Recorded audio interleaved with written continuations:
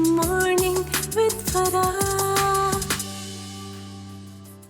Welcome back ATV morning आप देख रहे हैं और आज डॉक्टर बिलाल हमारे साथ हैं। हम बात कर रहे हैं स्ट्रोक, उसकी प्रिवेंशन और खुदा न खास्ता अगर किसी को हो गया है तो then how to handle, how to treat. तो मेरा ख्याल है एक्सरसाइज एरिया में चलते हैं और साथ ये भी मुझे बताइएगा कि जो मैं बात कर रही थी कि अक्सर बुजुर्ग जो हैं वाइल टेकिंग शावर, वॉशरूम में पता चलता है कि उन्हें स्ट्रोक का अटैक हुआ, फिर गिर भी जाते हैं अक्सर वहाँ पे। स्लिपरी तो एक चले वजूहात होती हैं और फिर फ्रैक्चर वगैरह भी ज़्यादा वहाँ पर होते हैं, तो इसकी क्या वजूहात होती हैं? इसमें वहाँ वॉशरूम में दो चीज़ें हैं। एक तो टेम्परेचर चेंज सडन, अगर आप बाहर से आए हैं और आके आपका ब्लड प्रेशर के भी आपको कंप्लेन है और ऑलरेडी आप मेडिकेशन पे हैं, बाहर से आए और एकदम शावर के लिए चले गए, उससे भी टेम्परेचर चेंज की वजह से, या बहुत ज़्यादा ठंड से आए और आप वॉशरूम गए और उसमें पानी नहाना शुरू कर दिया, तो उससे भी एक इफेक्ट हो सकता है। या अगर आप बहुत देर वहाँ पे टॉयलेट सीट पे बैठे हुए और आपका ब्लड प्रेशर जो है वो उसमें फ्लक्चुएशन हुई और एकदम ऑर्थोस्टैटिक हाइपोटेंशन हुआ, आपका पहले ही वेसल्स नैरो थी, वो ब्लड सप्लाई ज़्यादा पहुंच नहीं सकी, इस्केमिक अटैक जो कि नॉर्मली वो होता है, ब्लड फ्लो रुक गया ब्रेन को, तो उसमें फिर ये आपको इस तरह के सिम्टम्स खदशात होते हैं। बिल्कुल सही। तो जो जिन घरों में बुजुर्ग हैं, कोशिश करें कि वहाँ पे वॉशरूम में ना, और ख़ास तौर पे एक छोटा सा रेलिंग जैसे होती है, एक छोटा सा पकड़ने वाला जो है ना, वो होना चाहिए बुजुर्गों के लिए ख़ास तौर पे। और उनको भी ये थोड़ी सी ट्रेनिंग होनी चाहिए कि वो एकदम सडन मूवमेंट कोई भी ना करें। वो जाकर अगर खड़े भी होना है तो पकड़ के खड़े हों और खड़े रहें थोड़ी देर, और उसके बाद नेक्स्ट मूव करें।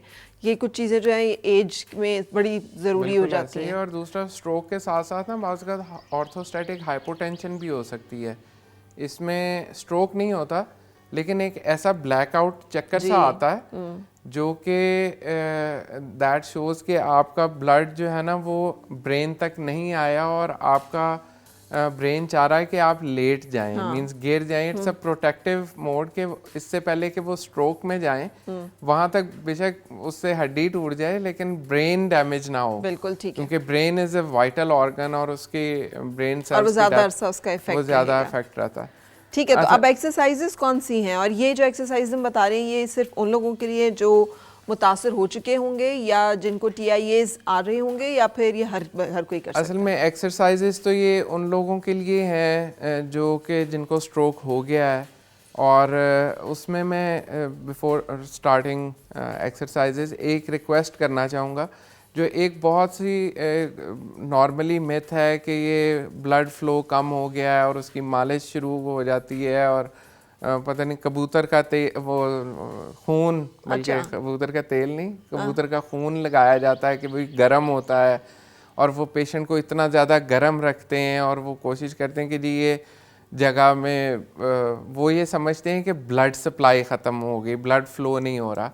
हालांकि ब्लड फ्लो का इशू नहीं है, ये अपर मोटर न्यूरॉन लीजन है जिसमें ब्रेन इन्वॉल्व है। यहाँ से जो मैसेज का करंट जनरेट होना है ना, वो हमारी इलेक्ट्रिकल एक्टिविटी नहीं हो रही जो कि एक्टिव मूवमेंट के लिए रिक्वायर्ड है। ठीक है। वरना blood flow is not an issue. आपकी वेसल्स, आपका हाथों में मसल्स, एवरीथिंग इज़ फाइन। ठीक है। अब आपने इसमें जब मसाज करते हैं ना, उससे आपके बॉडी का टोन बढ़ता है। जब टोन बढ़ता है ना, उससे फिर कॉन्ट्रैक्चर की तरफ आता है, और पेशेंट आप एक साल में देखें कि उसका हाथ अकड़ के, बाजू अकड़ के बिल्कुल ऐसे हो जाता है। आपने अक्सर देखा होगा ये टांग फ्लेक्जन में, बाजू फ्लेक्जन में, तो ये due to more massage you are, आप ज़्यादा उसके अंदर कॉन्ट्रैक्चर डेवलप कर रहे हैं, उसका अकड़ाव तो बढ़ जाता नहीं है। करना, मसाज नहीं करें, उसकी सिर्फ स्ट्रेचिंग करें, जो हम अभी बताने लगे हैं। और पेशेंट की पोजीशन चेंज करनी है आपने। अगर पेशेंट को इतना ज़्यादा मैसिव स्ट्रोक है कि वो खुद करवट नहीं ले सकता, तो आपने उसको करवट दिलानी है। 2 घंटे से ज़्यादा बेड में नहीं रखना, आधा घंटा से ज़्यादा चेयर में नहीं रखना, ताकि उसके बेड सोर्स नहीं बने। ठीक है। वरना नॉर्मली यूरिनरी इनकॉन्टिनेंस भी आती है, पेशेंट का बाउल एंड ब्लैडर कंट्रोल नहीं रहता, उसकी वजह से फिर स्किन डिके शुरू हो जाता है। तो वो उससे बचने के लिए पोजीशनिंग उसकी बहुत ज़रूरी है।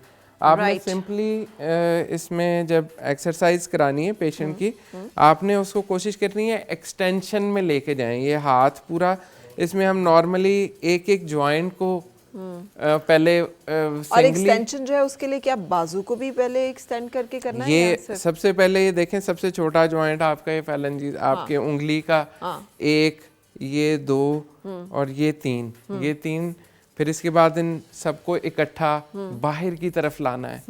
इस रिस्ट को ऊपर की तरफ लाना है। ठीक है। ठीक है, ये आपकी एल्बो है। अच्छा, नॉर्मली आप देखेंगे स्ट्रोक का पेशेंट अपना हाथ ऐसे रखेगा, यानी कि हाथ को बेबी बना के रखा होता है। आपने उसको एक्सटेंशन, उसको खुलवाना है। ठीक है। कि ये आपका जो एल्बो है ये स्ट्रेट रहे और शोल्डर एक्सटेंशन में रहे। अच्छा, बाजू का इतनी स्टिफनेस होती है कि ये मूवमेंट बहुत पेनफुल होती है। स्टिफनेस आफ्टर 2-3 मंथ स्टार्ट होती है, जब आप उसको मालिश कर या इनएक्टिव छोड़ देते हैं। इनएक्टिव छोड़ देते हैं या उसको उसकी रेंज ऑफ मोशन एक्सरसाइज नहीं किया आपने, पहले दिन से उसकी पहले दिन बिल्कुल फ्लैसिड होगा, राइट। लगेगा इसमें टोन नहीं है, तो उस पे आपने ये घर पे स्टार्ट करा देनी है। अगर आप इसको वो देख रहे हैं, इसी तरह ये आपकी जो लोअर एक्सट्रीमिटी है इसके में भी कोशिश करें कि बैक की तरफ एक्सटेंड करें। लेकिन वो कैसे, वो लिटा के करेंगे? वो लिटा के करेंगे। ठीक है, 1 मिनट के लिए अगर आप लेटो तो हम ये दिखा दें कि लेटने वाली जो एक्सरसाइजेज हैं, जो पेशेंट्स को करवट पे लेट जाए, करवट पे फेस उधर कर लें ऐसे। एक तो पेशेंट को सीधा लेटाएंगे तो फिर उसको ऐसे आपने ये करवट देनी है। ठीक है, ये इस करवट में रहे। इसकी ये अगर साइड अफेक्टेड है, इसको यहाँ पे दो, इसको सीधा रखें, यहाँ पे पिलो रख के, तो इसको कोशिश करें कि ये एक्सटेंडेड पोजीशन में रहे। ठीक है, यानी कि बाहर की तरफ रहे एबडक्टेड पोजीशन में। और दूसरा, इसको पीछे इधर लाएं ऐसे, ये इसकी एक्सटेंशन है। सो हिप को थोड़ा सा हाथ से इसको आपने और बहुत जोर नहीं लगाना, क्योंकि ये जिस एज ग्रुप की हम बात कर रहे हैं उसमें ऑस्टियोपोरोसिस और ऑलरेडी हड्डियां कमज़ोर हो सकती हैं।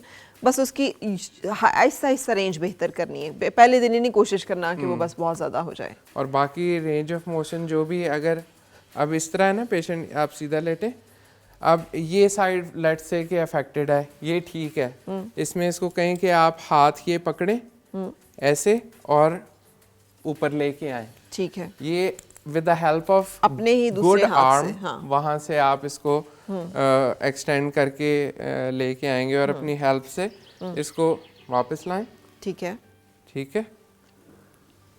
सो ये एक्सरसाइज, ये एक्सरसाइज ताकि एक्सटेंशन में, और पेशेंट को ये पोस्चर अवॉइड करवाना है। इसकी जगह आप ये बाजू ऐसे करके इसको एक्सटेंड करके और पाम अप साइड। ठीक है, ठीक, ये यहाँ पे इसकी पोजीशनिंग रखेंगे। लेग्स का जहाँ तक है, इसको हील स्लाइड, बेंड करें, स्ट्रेट करें, इसको वो करें।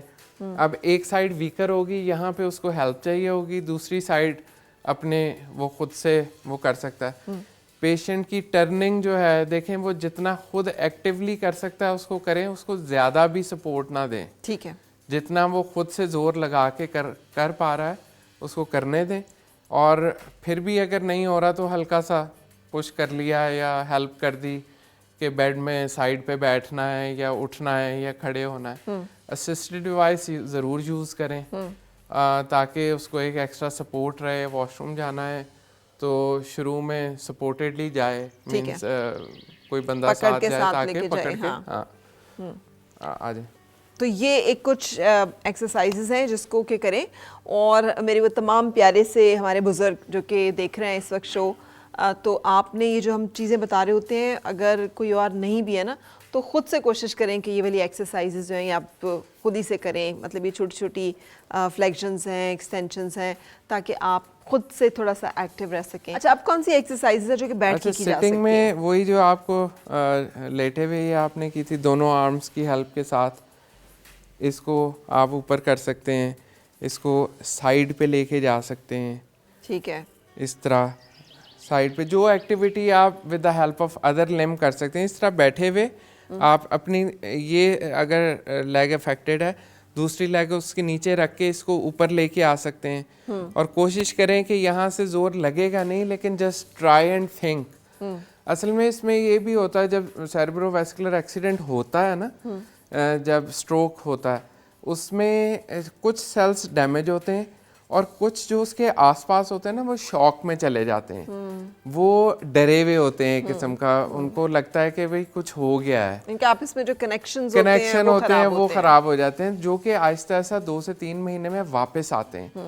तो उनको हम ट्रिगर कर रहे होते हैं, भाई ये तुम्हारा काम था, अब इसको दोबारा से। और ब्रेन में कैपेसिटी होती है और ऐसे सेल्स मौजूद होते हैं जो कि वो जो डैमेज सेल का काम आहिस्ता आहिस्ता सीख लेते हैं। रिकवरी टाइम जो मोस्टली इसमें 3 to 6 मंथ्स के अंदर जितने आपके सेल्स नॉर्मली वापस आ सकते हैं वो आ जाते हैं। उसके बाद वाला जो पोर्शन है उसमें बहुत ज़्यादा स्लो आपको इम्प्रूवमेंट नज़र आती है। बिल्कुल सही। So thank you very much जो आपने इन्फॉर्मेशन शेयर की है।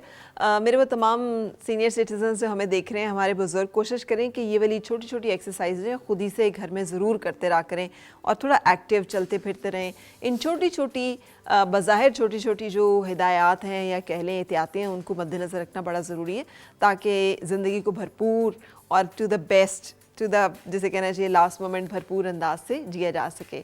बहुत ख्याल रखिएगा अपना। Have happy wonderful day and life. हम लेंगे आपसे इजाज़त, शुक्रिया अदा करते हुए आपका, और इंशाल्लाह मुलाकात होगी कल फिर। उस वक्त तक के लिए अल्लाह हाफ़िज़।